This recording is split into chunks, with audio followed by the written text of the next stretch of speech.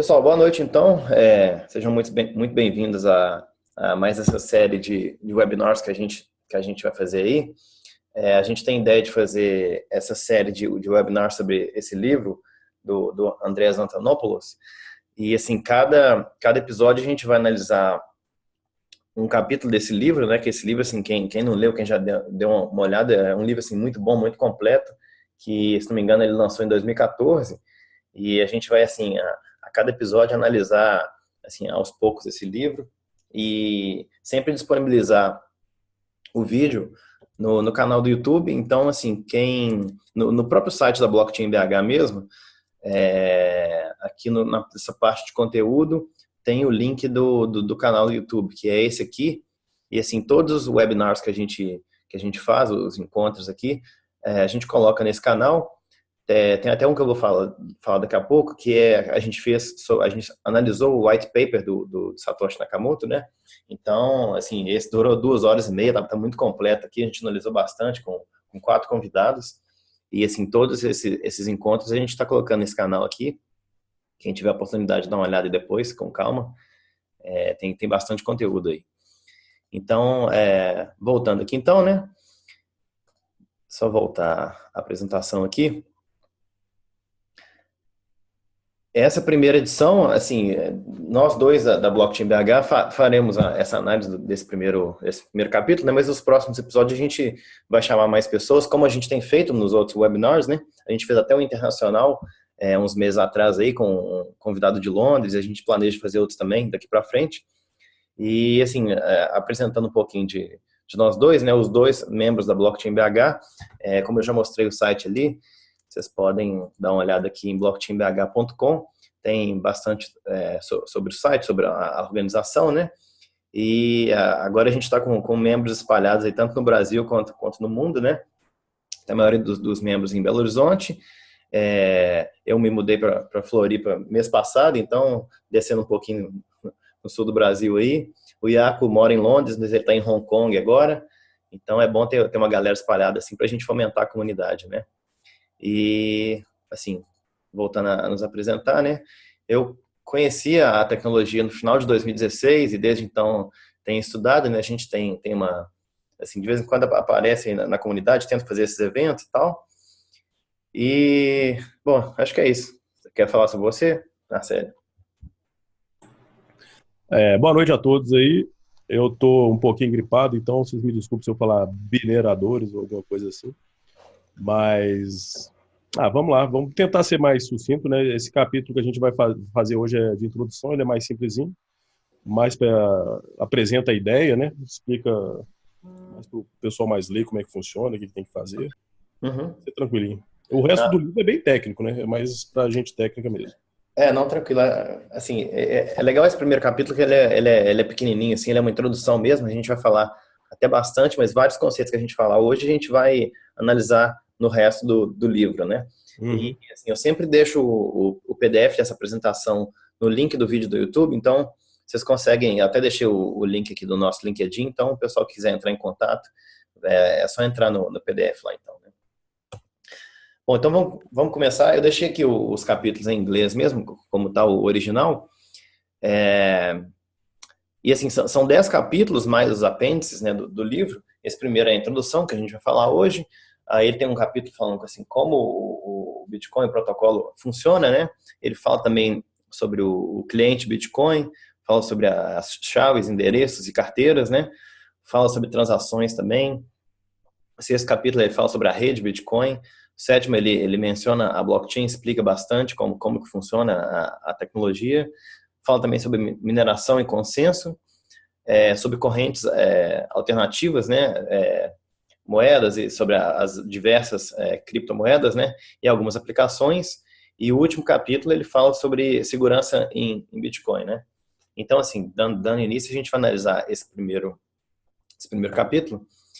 E assim, logo nessa introdução desse primeiro capítulo, na seção o que é o Bitcoin, ele dá assim, um geral sobre o protocolo, né? Então eu tentei resumir aqui, e a gente vai vendo aqui nos diversos slides aqui, eu tentei resumir para a gente obviamente não seguir, não ler o livro na íntegra, assim, né? O capítulo na íntegra.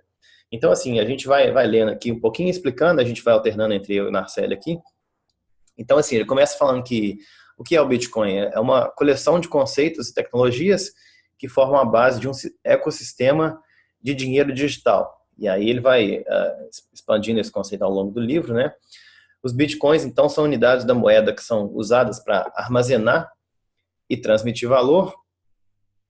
Narcélio, se você tiver algum comentário aí, você me interrompe aí, você vai falando aí, beleza? E assim, ele fala de diversos conceitos, assim, Bitcoins são as unidades, aí até é bom falar com o B minúsculo, né? Tem o protocolo Bitcoin, que assim, é um software open source, né? Ele define as regras da rede, assim, como todo protocolo, ele define as regras do sistema, né?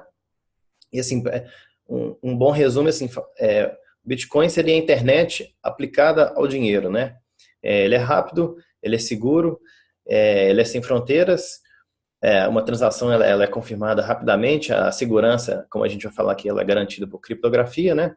E assinatura digital, e assim, é uma rede de dinheiro digital sem fronteiras. Você pode transmitir para quem estiver do seu lado ou quem estiver do outro lado do mundo, que ela vai funcionar da mesma forma, né? Então, os usuários de Bitcoin podem transferir unidades de Bitcoin através da internet para fazer qualquer coisa que as moedas tradicionais fazem, né? Como comprar bens, enviar dinheiro para pessoas, pagar por serviços. E tem até uma parte desse primeiro capítulo que ele dá um exemplo de uns usuários que ele vai, ao longo do livro, trabalhar bastante esse uso da moeda, né? Você quer ir comentando alguns aqui, Marcelo? Eu acho interessante que o Antonopoulos ele tenta abstrair a ideia do dinheiro, né? Ele gosta de falar que o dinheiro é um meio de comunicação. Ele tenta deixar bem clara essa visão dele. Aí quando ele fala que o Bitcoin é usado para transmitir valor, né? Como se fosse uma coisa, como se fosse uma mensagem. Você quer mandar uma mensagem para alguém, você usa um aplicativo de chat. O Bitcoin é mais ou menos isso. Você quer mandar valor para alguém, você usa o Bitcoin. Essa transmissão de mensagens, né? E assim, eu até esqueci de mostrar o canal dele, até deixar aberto aqui antes da gente continuar. O Andreas Antonopoulos, ele é um grego, assim, ele é formado em computação, estudioso, né? E ele tem esse canal do YouTube que ele posta, assim, frequentemente. Então, toda semana ele está postando vídeos sobre vários temas técnicos, alguns menos técnicos, outros mais técnicos, né? Mas, assim, o cara viaja o mundo, assim, dando palestra, e acho que ele filma essas palestras e tem a sessão de perguntas e respostas aqui. Então, assim, o canal dele é um canal muito rico, assim, de conteúdo, e acho que ele tem um site dele também. Então, é muito bom acompanhar o canal do cara, né? Dando sequência aqui. Então, só para essa primeira parte, o que é Bitcoin, ele tenta meio que dar uma resumida geral no protocolo, né, que é uma coisa que ele destrincha ao longo do livro. Mas só para a gente terminar aqui. Ele fala das funcionalidades, das vantagens. Isso, aí dá as características gerais, assim, né? Como a gente comentou, então, a segurança e integridade da rede, elas são garantidas por uso da criptografia e assinatura digital. Os usuários, eles detêm os pares de chaves, né, que é o que vai te permitir ter a propriedade, ter a posse do seu dinheiro, né? Então, ele vai te permitir provar a propriedade e a autenticidade das transações e enviar valores a diversos destinatários, né?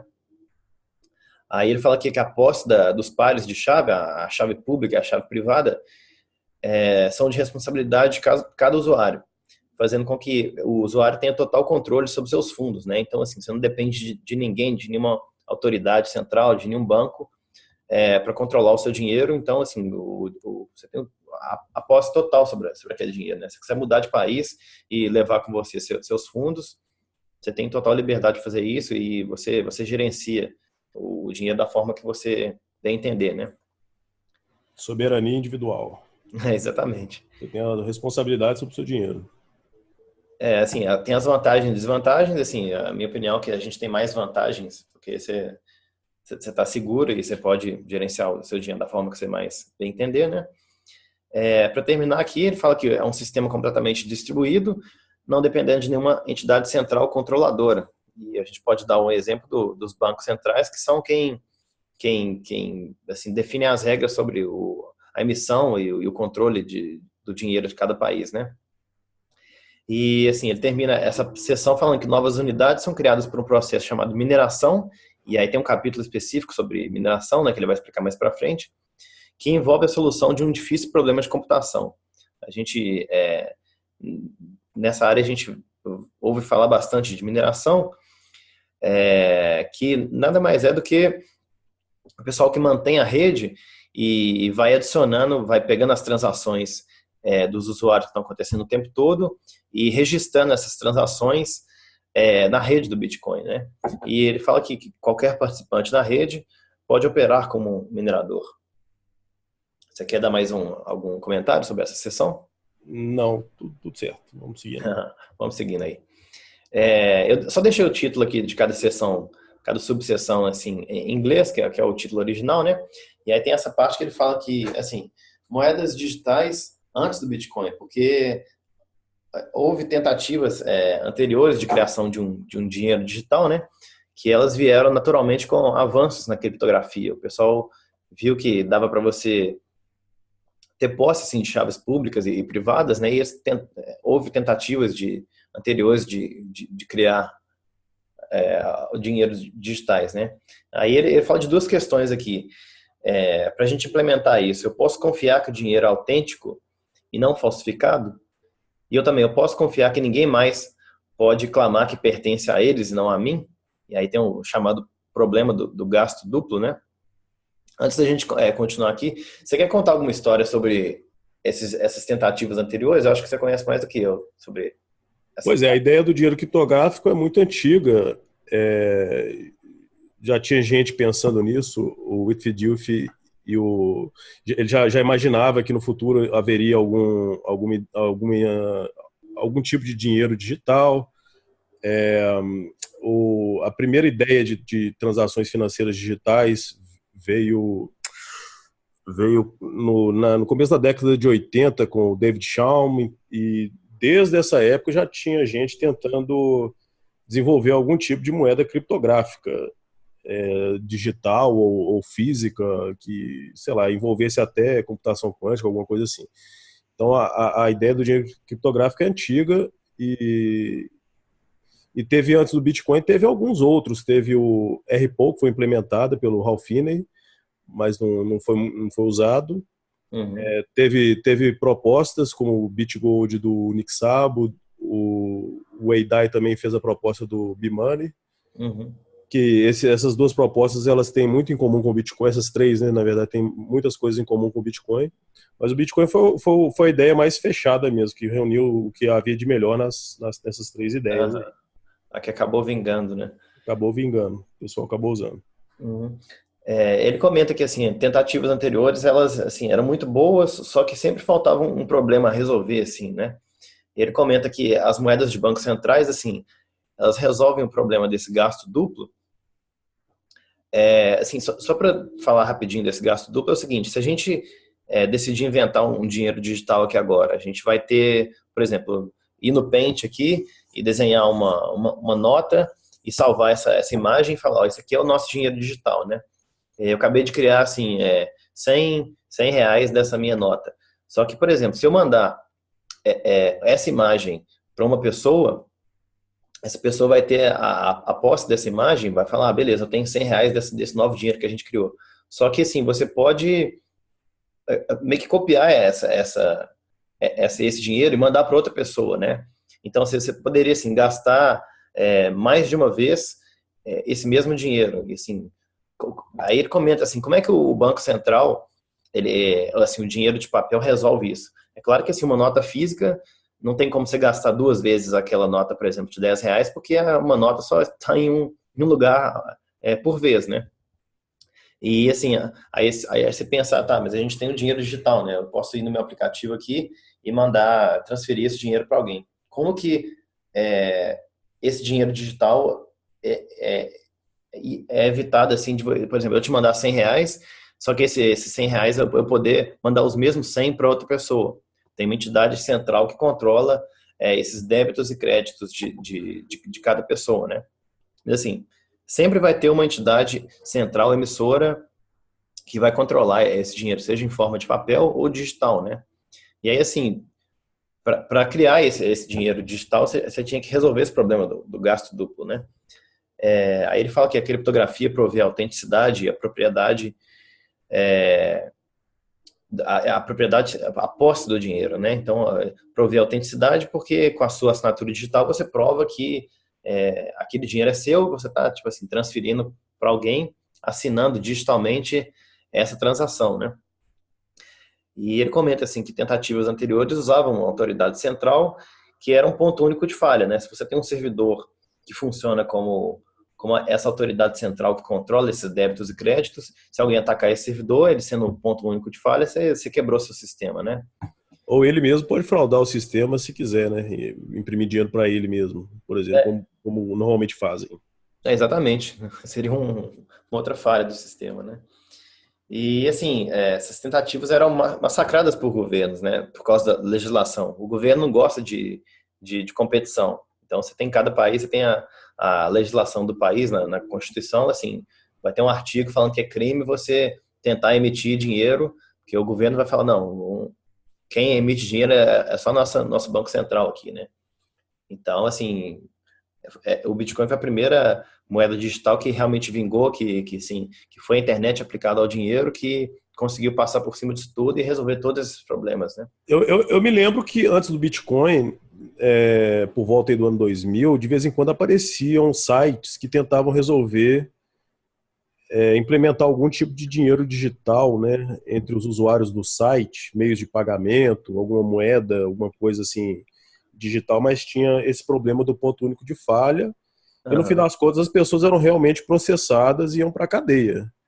Então, essa aí é uma das vantagens do Bitcoin. Ele não é um site, ele não tem um servidor central, não tem uma pessoa por trás para ser processado. Ele é só uma coisa que existe na internet, ponto final. Não tem como ser perseguido.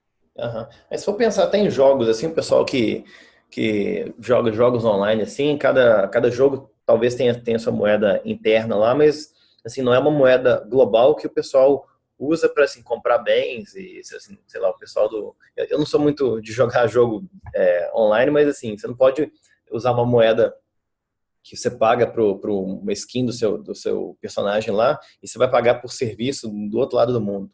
Então, assim, talvez os governos não queiram proibir isso porque sabe que não tem competição ali, que não tem muito problema, né? Mas Abrindo um parênteses aqui, né, já que você entrou, isso aí sai do escopo do livro, mas interessante é que hoje em dia essas coisas virtuais dentro desses universos desses jogos, elas têm valor, né? E tem muita gente vendendo.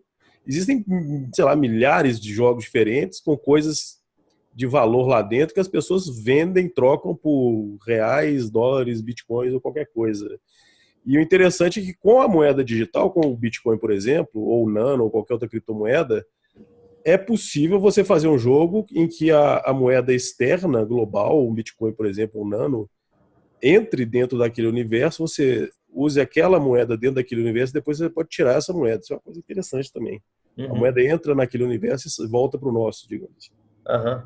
Assim, a gente tem esse primeiro caso de sucesso abrindo as portas para o pessoal, assim, pô, a gente consegue, a gente detém essa tecnologia hoje, né? A gente pode fazer o que a gente quiser com essas moedas digitais, né?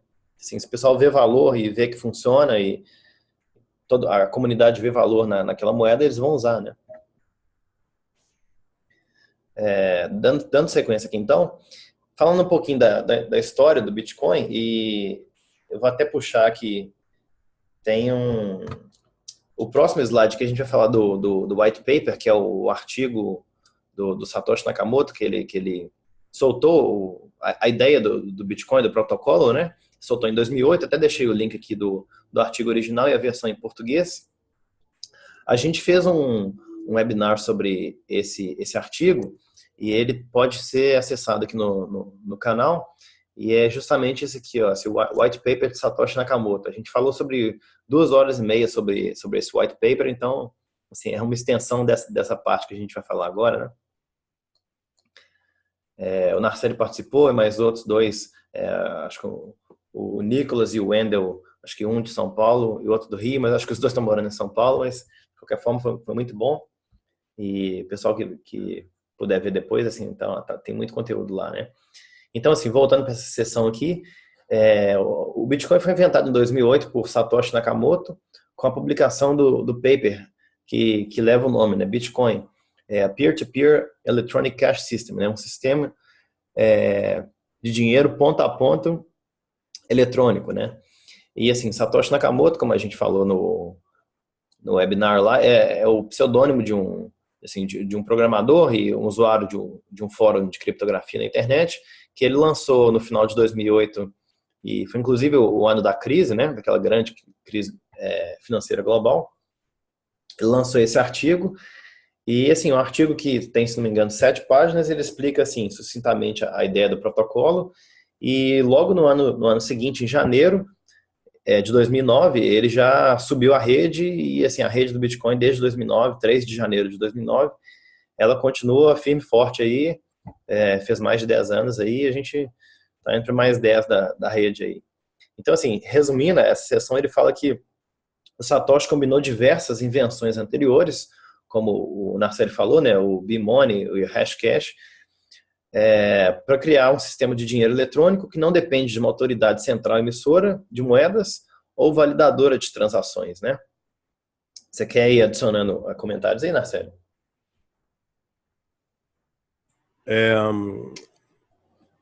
Não. Eu estava vendo o chat aqui, o Global Money Trading, que é da Carol e do Diego, não sei se é um dos dois, estava falando aqui comentaram sobre o slide anterior, que é o seguinte: acho interessante comentar que a Libra é justamente esse dinheiro digital que vai ter um ponto único de falha. Eu não sei, é complicado, vai ter um ponto único de falha porque vai ser talvez uma empresa em algum lugar, né, em algum sentido. Mas assim, se de repente forem várias empresas, for um sistema que não tem esse ponto único de falha, talvez poderia até sobreviver. Mas realmente o único sistema peer-to-peer que absolutamente não tem centro, não tem poder político, realmente é o Bitcoin. Ele realmente existe na internet, ponto final. Não tem discussão. Não tem quem possa controlar, né? Não tem. E assim, aí ele continua nessa sessão falando da inovação, né, que foi o Proof of Work, a prova de trabalho, né, que conduz como se fosse uma eleição global a cada 10 minutos em média para resolver, assim, para decidir quem que vai adicionar todas as transações que estão ocorrendo ali nesse passado recente no próximo bloco da cadeia, né, que hoje a gente chama de blockchain. Então, assim, é como se fosse um livro-razão de todas as transações, os débitos e créditos, de qual usuário para qual usuário que está indo os fundos, né? Então, esse Proof of Work, essa prova de trabalho, resumidamente, assim, é a prova de trabalho que os mineradores tiveram. O minerador que ganhou aquela competição naqueles 10 minutos ali, né? Ele usou energia elétrica do computador dele, do sistema dele, para minerar, para solucionar aquele problema computacional. E, teve assim, um gasto com isso? ele teve um gasto, né? O gasto, assim, ele pagou a energia elétrica para resolver aquele problema, né? E aí ele ganha, ele realiza um trabalho, ele prova que ele conseguiu realizar aquele trabalho, que ele conseguiu solucionar aquele problema, né? E aí ele mantém a rede funcionando, ele adiciona um bloco, e assim, nesse bloco, o bloco é um conjunto de dados, e esses dados são assim, as transações que estão ocorrendo, né? Ele conseguiu adicionar a cadeia e ele ganha uma recompensa em bitcoins para manter a rede funcionando, para adicionar esse bloco, né? E assim, esse Proof of Work é a forma que a rede entra em consenso, sobre assim, o que está acontecendo na rede no tempo todo, né? Sobre assim, as transações. Isso, sobre as transações, né? Eu acho importante falar uma coisa aqui também, é o seguinte: o Antonopoulos cita aí a eleição, e o Satoshi também no paper ele fala dessa votação aí.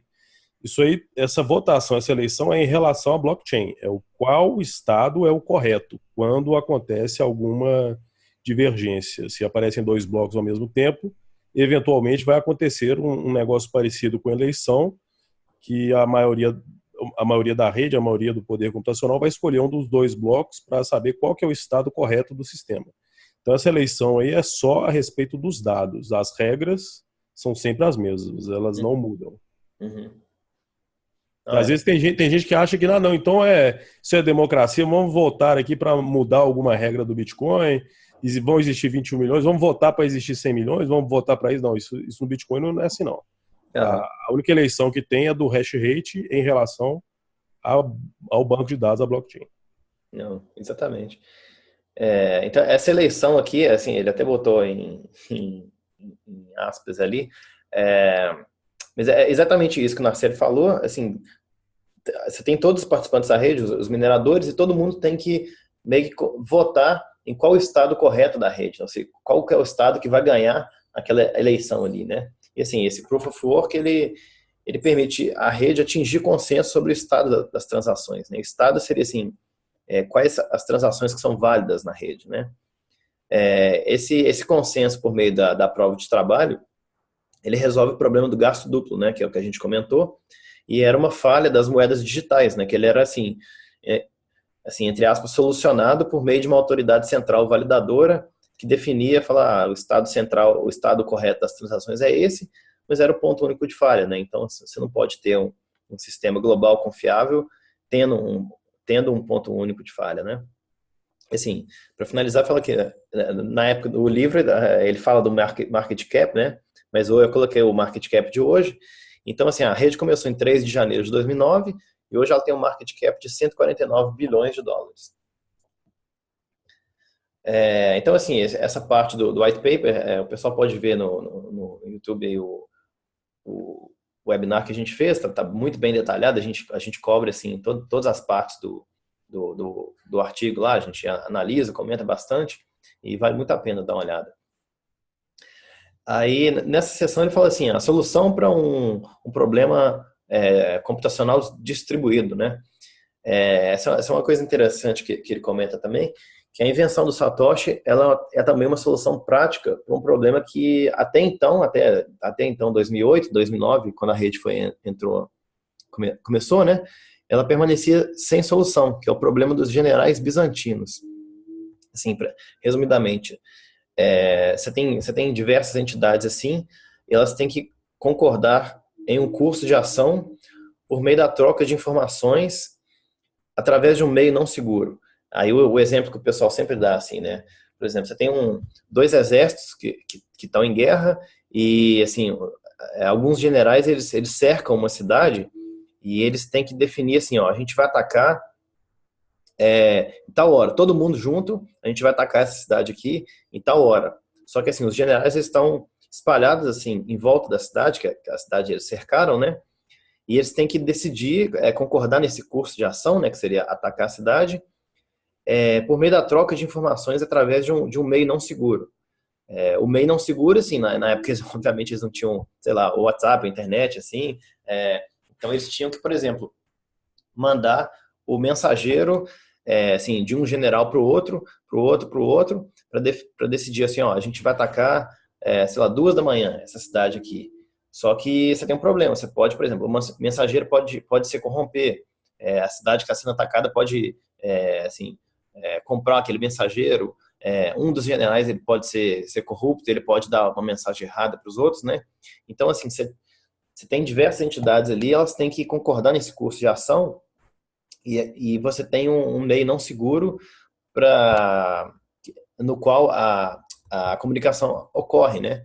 E assim, o conceito de prova de trabalho, ele é usado no protocolo para atingir consenso entre os participantes da rede, né? Sem a necessidade de uma autoridade central para controlar tudo, né?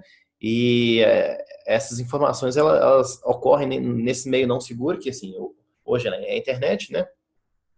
E por meio dessa prova de trabalho, todos os participantes da rede, eles não precisam confiar um no outro, mas assim, as regras do sistema, as regras desse consenso, elas garantem que esse problema seja solucionado. A gente vai ver com mais detalhes assim nos próximos capítulos, né?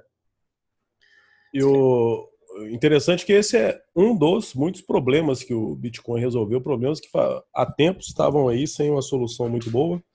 No caso desse problema específico, ele não tem exatamente uma solução. A solução do Bitcoin, ela é uma solução prática, né? Dá para resolver esse problema usando a ideia da prova de trabalho. Uhum. O Andrés também, ele comenta que assim, essa solução vai além do uso de criptomoedas, né?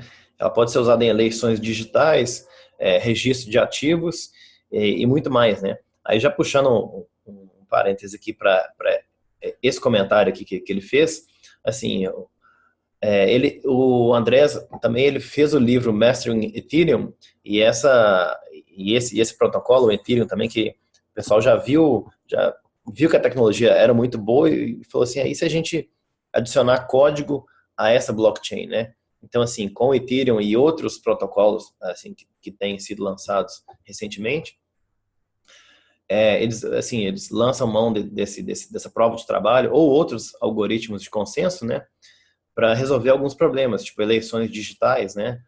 Registro de ativos. Então, você tem a rede, todo mundo, você não precisa confiar um no outro, mas o pessoal confia no sistema e, assim, esse problema é resolvido e, assim, essa solução pode ser usada, assim, para outros casos, né? Dando sequência aqui, então, essa parte interessante que ele mostra, ele fala assim, usos de Bitcoin, usuários e a história deles, né? Aí nessa sessão ele fala que, assim, a gente vai ter alguns personagens aqui no livro e cada personagem quer usar a rede do Bitcoin de formas diferentes, né? E ele fala alguns personagens aqui. Aí, por exemplo, ele fala a Alice, ela quer começar a usar bitcoins, ela está começando a entender a tecnologia, né? Para comprar bens e serviços, né? Como ela quer comprar café na cafeteria do Bob, né?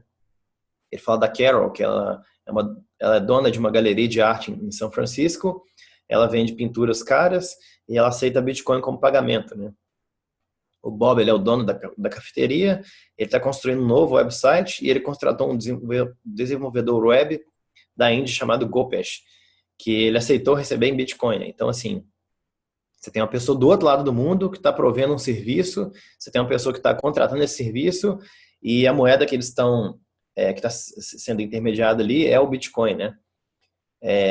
Assim, o Gopesh, ele aceita o Bitcoin como pagamento e o Bob, ele está usando o Bitcoin para pagar um cara do outro lado do mundo, né? Ele fala também da Eugênia, que ela é diretora de uma entidade de caridade nas Filipinas, que ela recentemente descobriu sobre a tecnologia, né?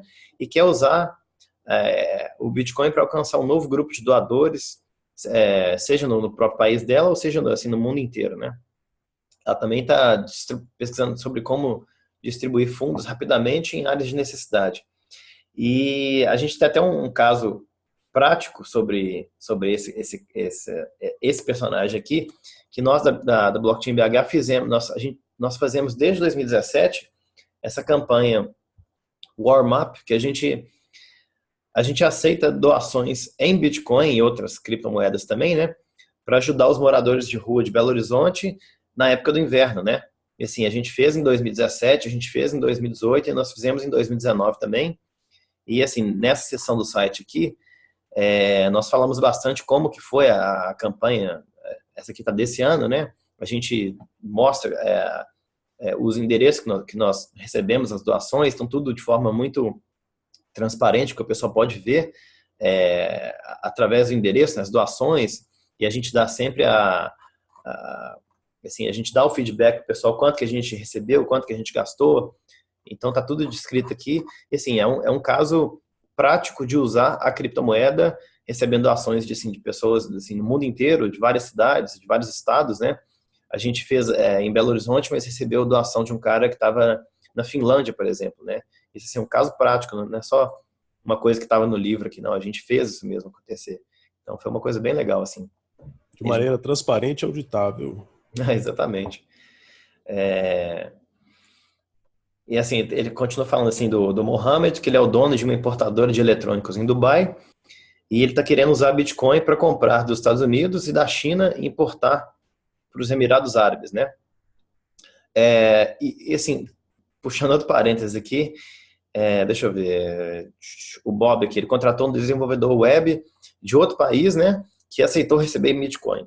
Assim, eu mesmo sou um próprio exemplo desse caso, porque eu já desenvolvi um sistema para uma empresa de blockchain de Londres e, assim, eu recebi o pagamento em Bitcoin, né, os caras estavam lá em Londres, eu estava em Belo Horizonte e eu aceitei o pagamento em Bitcoin, né.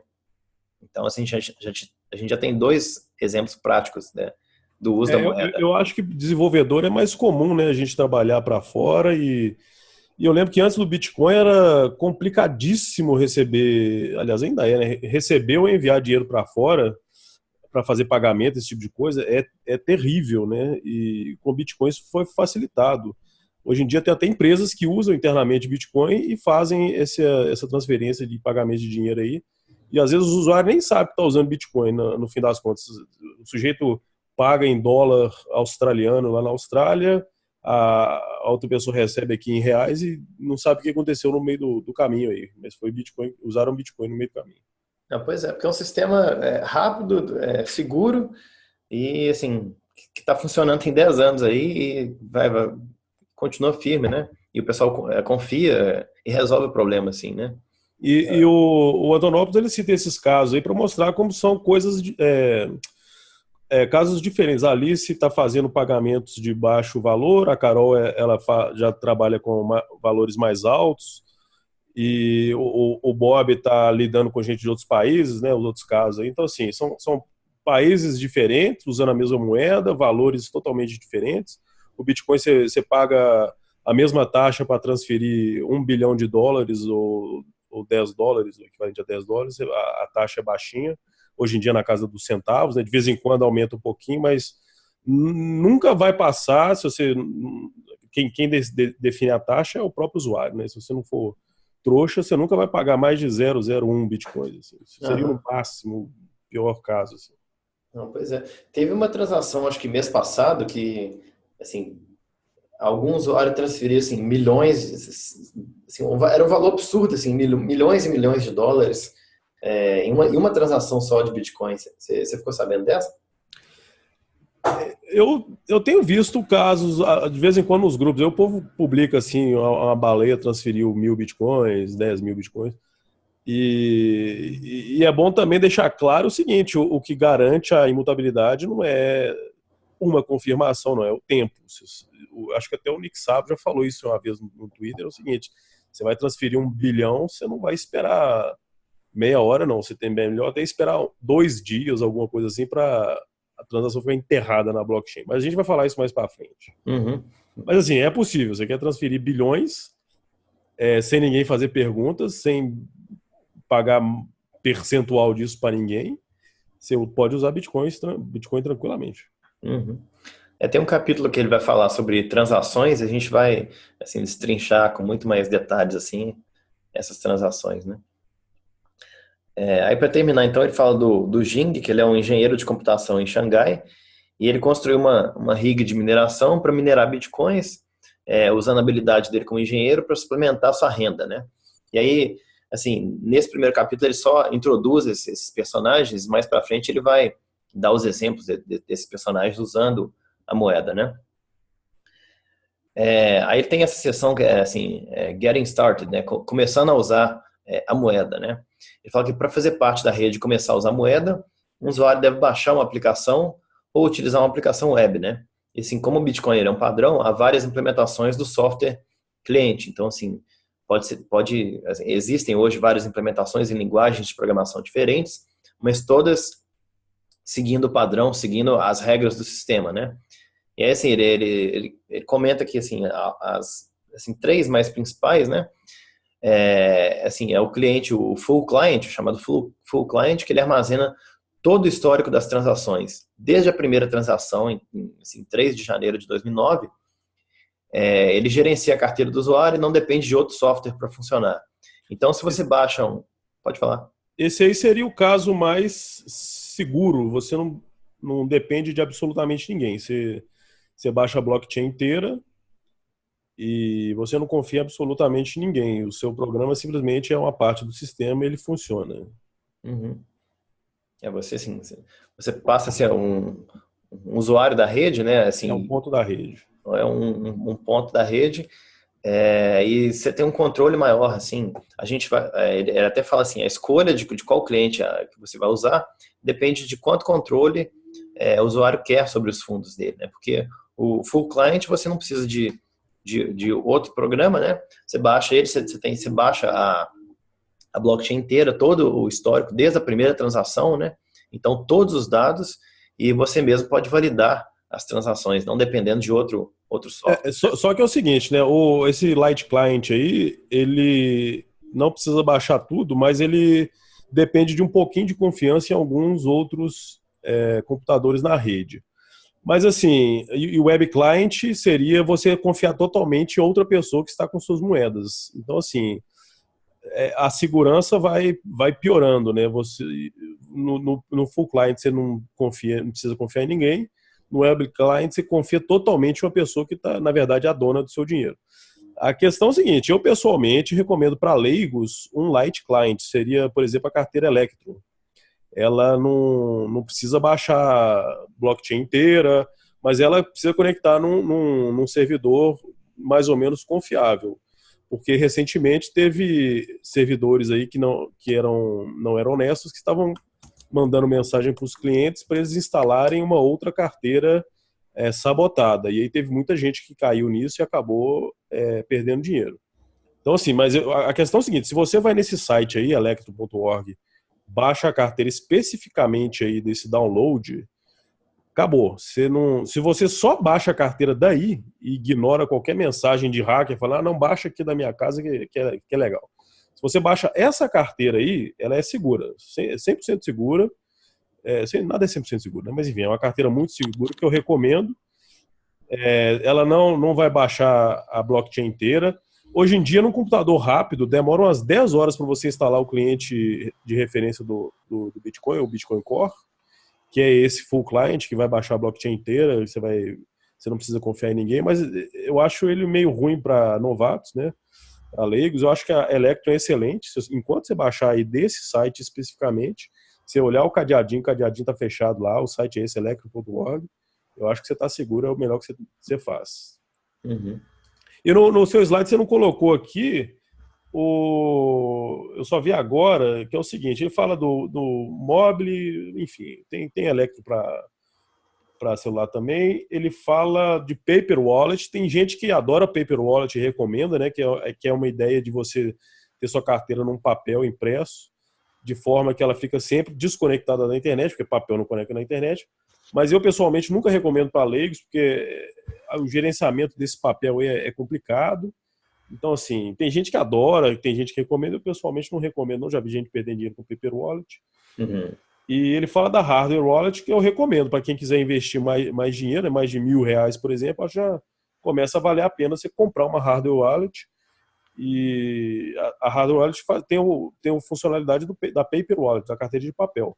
Ela é um dispositivo de hardware que também nunca vai conectar a sua carteira, suas chaves, na internet. Nunca vai deixar vazar suas chaves na internet. Eu recomendo que quem colocar mais dinheiro, mais que R$ 1.000, R$ 2.000, vale a pena comprar uma carteira de hardware. E dá para usar a Electrum com a carteira de hardware. Eu gosto da carteira Electrum, acho que ela gerencia melhor as taxas, gerencia melhor as transações. Eu acho que é uma carteira menos ruim que as outras aí. Uhum. Para celular, eu recomendo a Samurai para Android. É uma carteira que eu vi, achei legalzinha. Você tem alguma outra recomendação aí? Alguma que você usa, que você gosta?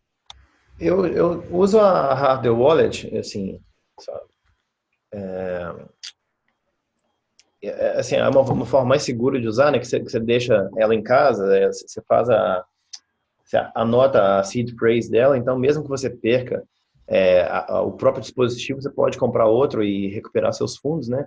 E assim, a Paper Wallet vai depender do usuário, mas assim, o pessoal que está começando mesmo, acho que o Light Client seria uma boa, né? Para quem está começando, né, compra, sei lá, 10, 20, R$ 50 de Bitcoin, já pode usar Electrum, entender como é que funciona. O problema dessa carteira que não é de hardware é que ela vai ficar no seu computador não pode ter vírus, ninguém pode invadir, porque senão vai roubar seu dinheiro, enfim. Mas se você tem um computador seguro, com antivírus, sistema atualizado, não tem problema, não. Aham. Só comentando então dessas carteiras, a Knarcere comentou dessa hardware wallet, ela é assim, uma das formas mais seguras, se não for a mais segura, né? Ela é como se fosse assim, um dispositivo parecido com um pendrive que ele fica offline, então ele não está na rede, não tem como, por exemplo, você tem uma carteira que é uma extensão de um navegador, tipo o MetaMask, que é uma carteira para Ethereum, né? Assim, essa aqui ela está conectada com a internet, mas a hardware wallet, ela fica offline e você, assim, você tem que, se você for assinar uma transação, né, você mesmo tem que fisicamente estar ali, apertar os botõezinhos que tem aqui com a sua senha que você definiu, e aí só assim aquela transação vai ser enviada para a rede, né? Não tem como, tipo, um hacker entrar no seu computador e apertar os botões ali, e, assim, não que a gente saiba até hoje, né, mas assim, é uma das formas mais seguras, né? E, assim, ao longo dos capítulos a gente vai falando de outros tipos de carteira, né? Tem um capítulo específico que ele fala de chaves, carteiras, e a gente vai analisar com mais cuidado esses tipos diferentes de carteiras, né? Dando sequência aqui, então, ele fala desses 3 tipos aqui, e ele comenta mais para frente, né? Eu coloquei uma imagem assim, ele fala rapidamente, né, nesse primeiro capítulo sobre assim, mobile Bitcoin, né? Assim, clientes que você tem no seu smartphone e claro que hoje todo mundo usa smartphone, é bom você ter boas carteiras que a gente está o tempo todo ali usando e assim, nós da comunidade, como a gente nós queremos que seja assim, usado assim, mundialmente, a gente tem que ser de forma fácil, você, tipo, em qualquer loja que você quiser usar, você tira seu celular do bolso ali, realiza um pagamento ou recebe pagamento assim, de forma fácil, né? E aí que num próximo slide ele mostra assim, qual carteira usar, seja para desktop, seja para o celular, né? E aqui ele comenta assim, clientes mobile para iOS ou Android podem operar como full clients, light clients ou web clients, né, igual a gente já viu. Aqui é só uma imagem para exemplificar como que seria uma carteira, né? E aí no próprio exemplo ali, no livro, nesse capítulo que ele fala assim, a Alice encontrando um amigo dela, ela dá tipo $10 para o amigo dela, e o amigo dela vai lá e escaneia o endereço dela com o aplicativo no celular, né? Então, seria mais ou menos isso aqui, ó. Essa carteira mostra o seu saldo, né? Ela mostra, tipo assim, esse QR Code aqui seria o seu endereço, né? Então, assim, a carteira até falou, esse é o seu endereço Bitcoin, né? Se alguém quiser te fazer um pagamento, é só tipo, ele pegar o celular dessa pessoa também, abrir a aplicação, escanear o QR Code seu assim, né? E assim, confirmar a transação. Então, assim, de uma forma muito fácil, né? Ele vai falando mais para frente aqui.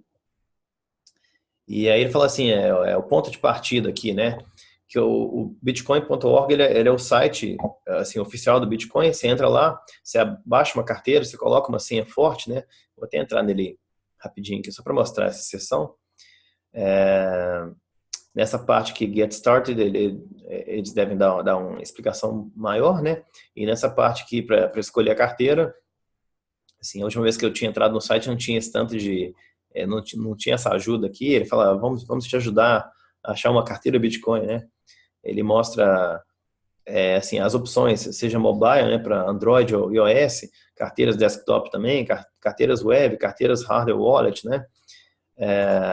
Então dá até para você fazer escolher aqui, né, um usuário do sistema iOS aqui, quanto que você sabe, eu sou um novo usuário, que critério que é importante para você, né? Eles mostram de forma fácil, né? Só clicando Next aqui. No final eles mostram assim, para mobile, para iOS, por exemplo, você tem o BitPay, você tem esse BRD aqui, ele mostra as características de cada um, de acordo com alguns filtros, assim. Mas, assim, esse site bitcoin.org, para quem quiser começar ali, é só entrar nele que ele vai te pegar na mão e te mostrar as carteiras melhores, né? E tanto para o desktop eles fazem a mesma coisa, né? Então, assim, vale a pena dar uma olhada aí e escolher uma carteira, começar a usar, começar a brincar aí. E eu peguei essa imagem aqui do livro, ele mostra assim, a Alice, ela foi lá e baixou no computador dela, né, uma carteira, se não me engano é um multibit que ele mostra na época, né? E aí ele mostrou essa primeira parte essa primeira tela aqui, que assim, esse é o seu endereço. Seu endereço é essa sequência de números aqui, que começa com 1 ou com 3, né? E assim, o QR Code está justamente para facilitar, em vez de você ficar digitando todos esses caracteres aqui assim, o endereço que você quer mandar seus bitcoins, você só escaneia o QR Code aqui e o seu próprio aplicativo ele vai reconhecer esse endereço e aí você pode realizar essa transação de forma mais fácil, né? E aí o Andrés fala assim, ela clicou nessa abazinha request aqui, que é para receber bitcoins. Então, assim, eu quero receber, esse aqui é meu endereço, né? A pessoa pode escanear esse QR Code aqui, e aí no aplicativo do celular dele, ele vai ter o endereço destino, né? Ele define quantos bitcoins ele quer mandar, a maioria dos aplicativos hoje, eles já convertem assim, né? Com a taxa atual. Por exemplo, eu quero mandar $10. Ele já converte na hora ali para quantos bitcoins que vão ser, né? E aí você só confirma ali a transação e você acabou de realizar uma transação, né? Então, você pode também digitar quanto que você quer mandar, né? Aí ele fala que o endereço da hélice aqui é essa sequência de caracteres, né? O QR Code ele pode ser compartilhado, escaneado com a câmera de um smartphone, né? E a hélice ela pode copiar o endereço e compartilhar, né? Os diferentes usuários. E esse QR Code também pode ser impresso e exibido em uma loja, né? Vamos falar que uma loja, sei lá, um bar, uma cervejaria, eles estão aceitando Bitcoin como pagamento, né? Lá no caixa pode ter um QR Code assim, mostrando, ó, esse é o nosso endereço Bitcoin, né? Se você quiser pagar com Bitcoin, é só se escanear aqui esse endereço e realizar a transação. Aí você mostra para o cara do caixa ali, ele vai estar no computador lá ou com o smartphone, o endereço dele aberto, né? Então, assim, ele vai poder verificar que você realizou aquele pagamento para ele mesmo, e aí ele te dá o chopp lá, e assim, é um exemplo, né, de um QR Code, assim, uma loja, como é que pode ser, né? Qualquer coisa você me interrompe, Narcélio. Ele fala que os endereços bitcoins começam com dígito 1 ou 3 e podem Hoje ser em dia com BC1 também. Como é que é? Desde 2017 criaram um outro tipo de endereço, agora que vai ser o endereço padrão, né? Que é o BET32, que começa com BC1, BC de Bitcoin e 1 por enquanto, né? Depois vai mudando, vai seguindo aí. Para ter mais opções, né? Então, assim, teoricamente, esses endereços 1 e 3 são endereços velhos que, com o tempo, deveriam ser abandonados. As próximas funcionalidades futuras vão ser todas nos endereços BC1 e seria interessante que todo mundo começasse a usar isso. Mas, infelizmente, algumas corretoras não têm suporte, algumas carteiras não têm suporte, então a gente está agora num período de transição, mais ou menos. Uhum. Com o tempo isso vai melhorando, né? Ele comenta aqui também que o número de endereços que podem ser criados é praticamente infinito. Isso no capítulo de chaves, endereços e carteiras, ele explica mais na frente, porque assim, você pode criar quantos endereços você quiser. A chave, o par, a chave pública e privada, ela é como se fosse um número, tem uma função matemática mais complicada assim, que assim, ela mapeia um número e uma curva elíptica, assim, um ponto para outro ponto nessa curva. Assim, essa curva, assim, a gente já é mais avançado para matemática, uma reta, por exemplo, ela não tem, ela não é analógica, assim, ela tem vários pontos ali. Então, por isso que ele fala que o número de endereços que você pode ser criado é praticamente infinito. Mas isso a gente vai ver mais para frente aí. Aí essa sessão ele fala assim, pegando seus primeiros bitcoins, né? Atualmente não é possível comprar bitcoins através de um banco. Eu não sei se existe algum banco que está vendendo hoje em dia, mas esse livro foi escrito em 2014, né? Então, pelo menos na época não dava, né? E assim, ele fala que há um número crescente de corretores que negociam bitcoins. A gente tem algumas grandes no mundo, a Coinbase, a Binance, a Bitstamp, né? Coloquei algumas brasileiras aqui. Sim, existem diversas outras também, né? E, assim, todas essas corretoras, elas são sujeitas à regulação no seu país de endereço fiscal, né? Então, assim, cada país vai ter sua legislação própria ali, então a corretora decide onde que ela vai exercer as atividades legais, né? E assim, esses corretores, elas têm os processos de Know Your Customer, né? E Anti-Money Laundering, que não é simplesmente alguém chegar lá e criar uma conta. Alguma corretora pode ter um processo mais rígido que outra, mas assim, elas querem conhecer os clientes ali, você tem que mandar, algumas pedem tipo, você mandar uma foto do seu documento para ver que você é uma pessoa mesmo, né? Então, assim, as maiores corretoras, elas têm um processo legal mais forte ali, né? E, assim, no próprio livro ele fala, assim, que tem uma lista mais completa das diversas corretoras, né? Só para a gente dar uns exemplos aqui, algumas formas de você... Isso ele comenta no livro, eu acabei não colocando aqui nesse slide, mas a gente pode comentar também. Assim, formas de você ter bitcoins, né? Você pode fazer uma conta em uma corretora, mandar dinheiro para lá, né? Seja dólar, seja real, seja euro, seja a moeda que for, e aí você manda o dinheiro para lá, realiza a compra dos seus bitcoins, né? E aí você agora detém alguns, você tem a posse de alguns, né? Você pode ter algum amigo que ele tem, você fala, eu quero ter alguns aí, você me vende? Ele fala, vendo, qual que é o preço? O pessoal usa bastante os peer-to-peer, né, que é o pessoal que trabalha negociando Bitcoin, você contata, você manda mensagem para o cara, sei lá, WhatsApp, por exemplo, o pessoal costuma fazer isso, né? Eu estou precisando de R$ 500 em Bitcoin, você vende? O cara fala, vendo. Quanto que está a cotação? Vocês negociam ali, você faz a transferência para ele te transfere os Bitcoins ou outras criptomoedas, né? Me ajuda aí, Narcélio, algumas outras formas também. Você pode também prover um serviço, né? Eu fiz, por exemplo, uma empresa de Londres, eu fiz o serviço para eles, aceitei bitcoins, me mandaram lá de Londres, recebi aqui no Brasil. É isso, é que nem uma moeda qualquer. Ou você troca por outra moeda, né, por reais, ou você trabalha e ganha.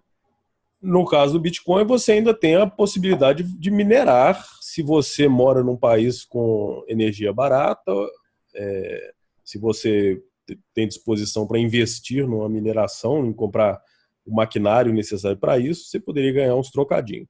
Você nunca vai ganhar bitcoins em golpes, né? É bom deixar bem claro, tem muita gente dando golpe aí, golpes bem mirabolantes, né? Que aqui no Brasil, acho que na década de 50 já entrou, acho, no Código Civil como pichardismo, a ideia de alguém falar tenha lucro me dando dinheiro. Aí você dá dinheiro para a pessoa desaparece.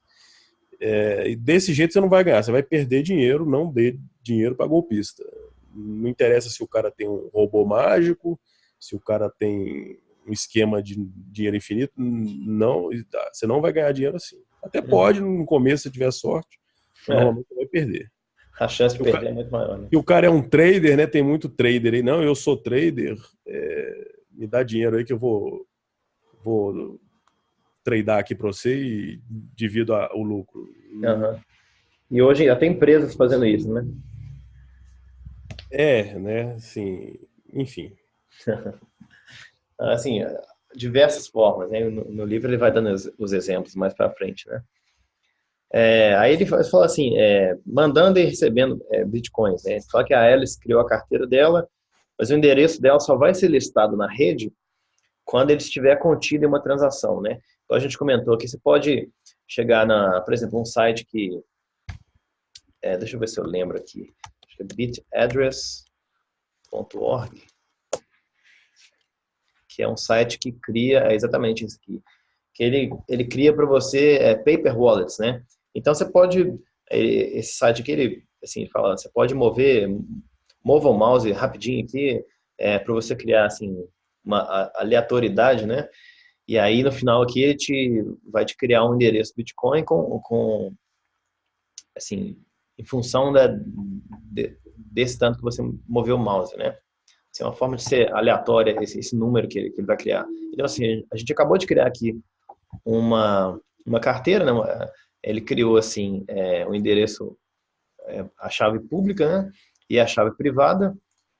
Essa chave pública aqui é o seu endereço, é isso aqui que você pode mandar para o pessoal para você receber por ele, né? E essa chave privada aqui é a que te permite gastar os fundos desse endereço. Então, assim, a gente pode, por exemplo, você clica, acho que em Paper Wallet, sei lá, você pode um endereço só por aqui que eu quero imprimir. Então, isso aqui é uma Paper Wallet. Você imprimiu essa imagem aqui, ela é a sua carteira, a gente acabou de criar um aqui, a gente pode criar, assim, infinitos desse aqui, e isso que ele comenta nessa sessão aqui, né? Isso, e eu estava falando que eu não recomendo o Paper Wallet pelo seguinte, só de você usar esse site, você já está confiando no site, está confiando no seu roteador, está confiando que seu computador não está com vírus, está confiando que não tem ninguém olhando o que você está fazendo. Então, assim, são vários pontos de ataque aí com os quais você tem que se preocupar. Que uma carteira de hardware, por exemplo, não tem esses problemas. Uhum. Se você garante que você está offline, fazendo essa Paper Wallet num site que você já baixou e você confia no código-fonte, confia no autor do site, aí tudo bem. Uhum. Ou você pode fazer o seu próprio site, né? Se você for desenvolvedor, assim, eu estou falando para leigo, né? Leigo não vai conseguir se preocupar com esse tanto de coisa. Então, por isso que eu recomendo só o hardware mesmo, pronto. É a forma mais fácil, né? Aí ele comenta assim que o endereço só vai ser listado na rede quando estiver contido em uma transação.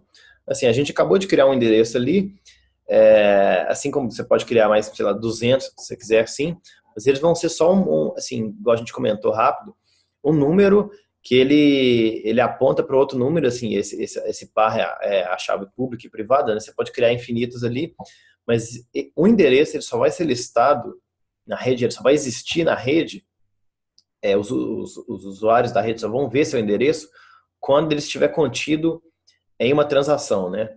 Porque, por exemplo, eu acabei de criar um endereço ali, aí se eu quiser receber por aquele endereço e essa transação ela for inserida na rede, aí assim, o mundo inteiro sabe que alguém tem aquele endereço está listado na rede, né?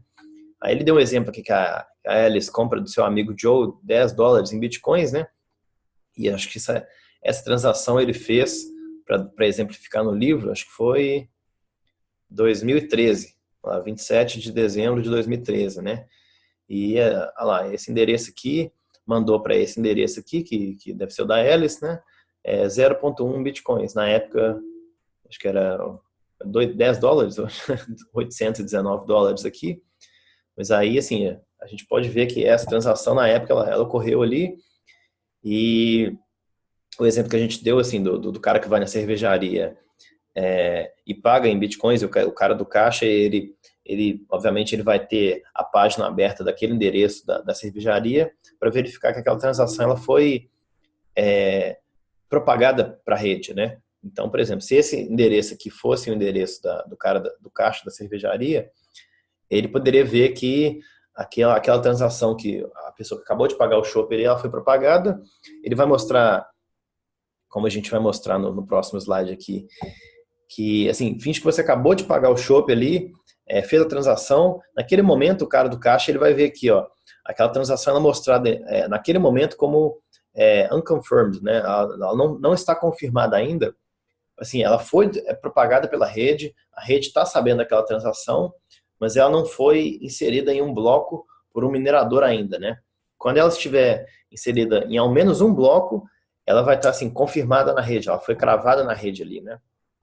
Então, assim, ela foi propagada pela rede, mas ainda não foi incluída em um bloco por um minerador, né? Assim que aquela transação for incluída, ela vai ser sinalizada como confirmed pela rede, né? Foi confirmada por um minerador, aquele minerador validou, todo mundo fez aquela eleição, votou que aquela transação é correta, é válida, né? E aí aquela transação vai finalmente, assim, ser inserida na rede, né? E assim, os fundos vão estar finalmente em posse do novo dono e podem ser gastos por ele, né? Ele fala que as transações são vistas por todos instantaneamente, que é o caso assim, que você acabou de pagar o chopp e mandou ali, né? Aquela transação está na rede, ela foi propagada pela rede, a rede sabe que essa transação está esperando ser minerada, mas somente ela vai ser confiável quando ela for incluída em um bloco, porque assim, a rede votou, o minerador foi lá, o minerador que ganhou a corrida ali, né? Ele foi lá, incluiu aquela transação naquele bloco e ela foi validada, né? Você quer comentar alguma coisa? É, já, bom, pode acontecer de uma transação confirmada ser desconfirmada quando, por exemplo, acontece depois do bloco já ter sido feito outra votação dessa que exclui aquele bloco da blockchain. Isso acontece aí uma meia dúzia de vezes por ano. Então, se você está transferindo, está recebendo um valor baixo, que você não liga muito de tomar um cano desse valor, por exemplo, você não precisa nem esperar a confirmação. Se você está vendendo um café, um valor de R$ 50, R$ 100, a pessoa fez a transação, você pode assumir que daqui a um tempo aquela transação vai cair na sua carteira, não tem problema. Uhum. Se você está recebendo 1.000, enfim, um valor mais alto, é melhor você esperar ou uma confirmação ou mais, né? 2, 3, dependendo do valor.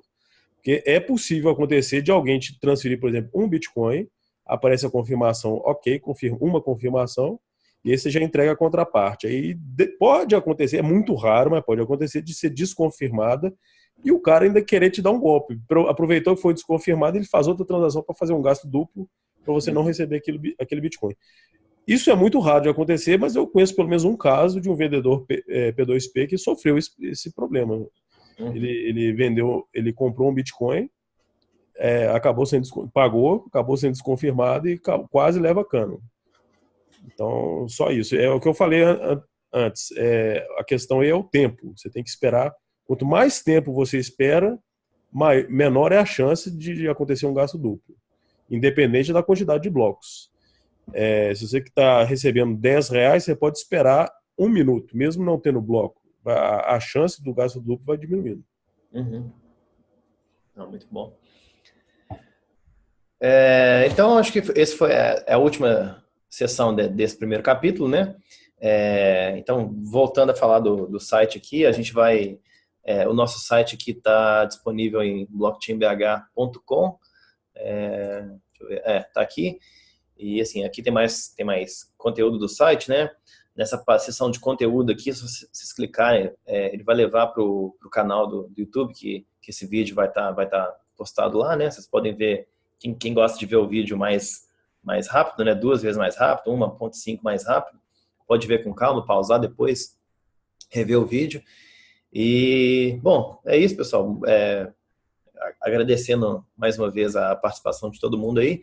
Vamos abrir agora para perguntas. Se quiserem comentar alguma coisa aí, é só o pessoal tirar o mudo do microfone e, assim, fiquem à vontade aí para comentar o que vocês quiserem, fazer perguntas.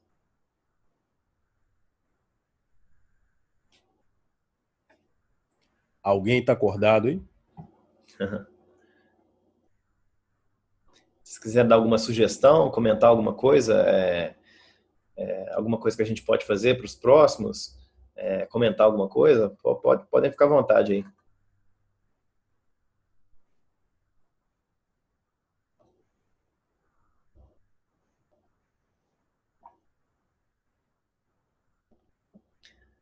Assim, lembrando que esse primeiro capítulo ele é menorzinho assim, então esse aqui demorou mais ou menos 1 hora. Dependendo do tamanho do capítulo, nos próximos, a gente vai fazer um resumo maior. Alguns capítulos vão mostrar um pouquinho de programação, a gente baixar o cliente, mostrar alguma coisa mais prática assim. Então, assim, para não ficar muito prolixo assim, a gente vai ficar fazendo no máximo assim 2 horas, 1h30. Eu acho que assim 1 hora, entre 1 hora e 1h30 é um tempo bom para esses webinars, né? Os próximos capítulos devem ser bem mais técnicos, né? A gente vai entrar, é mais para quem curte a parte técnica mesmo. A gente vai tentar resumir bastante assim, mas assim mostrar os pontos principais, né? Uhum. Alguém tem alguma pergunta aí? Vou deixar aberto mais um minutinho aí. Quiser comentar alguma coisa, só abrir o microfone aí.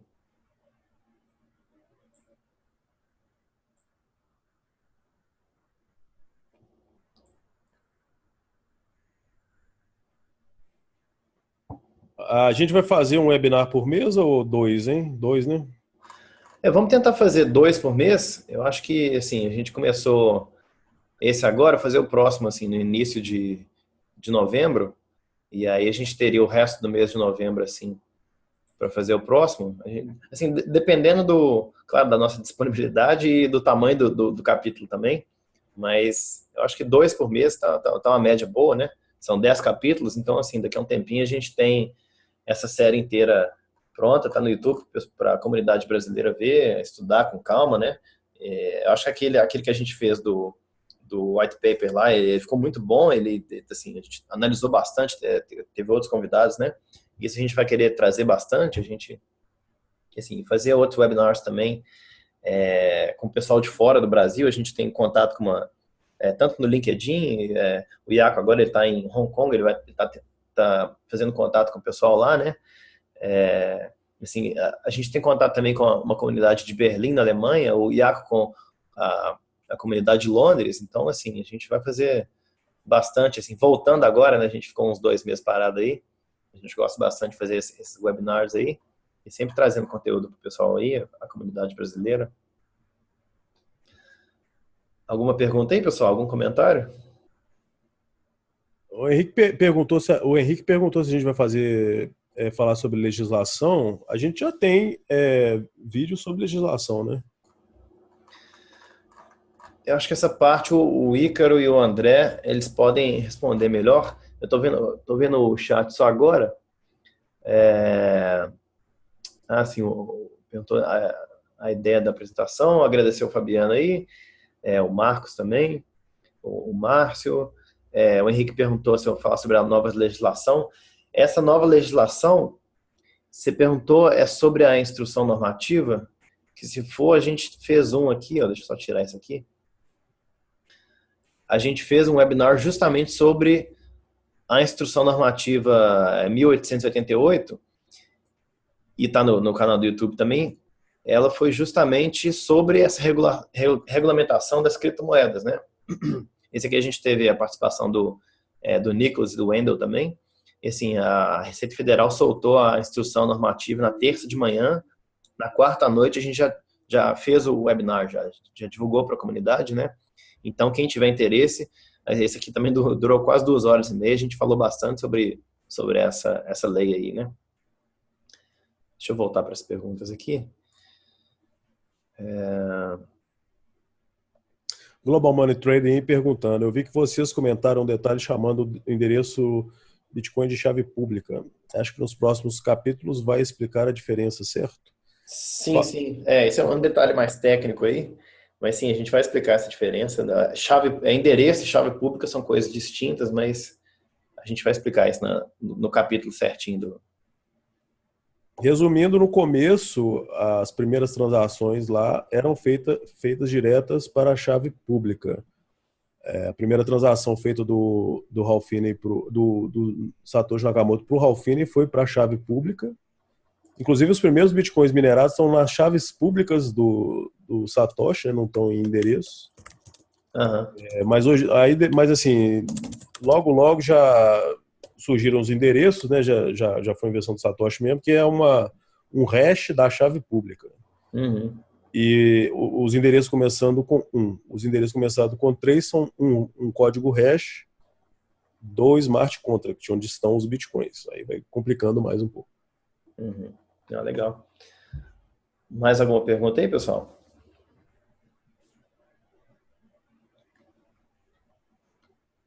Eu coloquei no chat o link sobre a instrução normativa e na descrição do vídeo no YouTube também eu vou colocar todas essas referências que a gente falou aqui, né?